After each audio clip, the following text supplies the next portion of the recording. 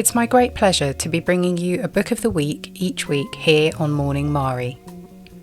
This week, the easing of lockdown measures now being sanctioned across the UK has brought an uneasy feeling for those of us still concerned about the COVID-19 pandemic. The issue put me in mind of an incredible book I read recently that turned out to be surprisingly prescient, Station 11 by Emily St John Mandel. Mandel's 2014 novel won the Arthur C. Clarke Award for Science Fiction, but could perhaps more accurately be described as speculative fiction, given its all-too-real premise of a rapidly spreading flu pandemic. In Station 11, things go a bit further than our current plight. In the novel, the so-called Georgia flu wipes out huge swathes of humanity very rapidly, leaving only a few survivors, and modern civilization is frozen in its wake. The author brilliantly and seamlessly interweaves the stories of several characters who feature in year zero of the pandemic and in the decades afterwards.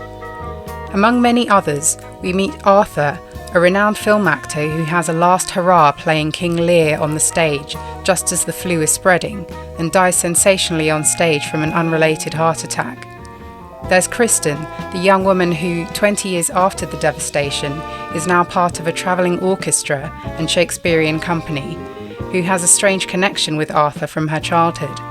And we also meet the former paparazzo turned paramedic, Jivan, whose story is also entwined with theirs.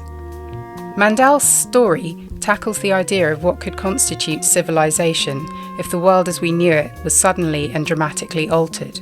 She explores issues of religious zealotry, the construction of fame and notoriety, the expression of art through media as diverse as comic books, theatre, and even museum curation. Her narrative explores a post-apocalyptic world while never giving up on humanity, and ends with a wonderful note of hope that we can rebuild again.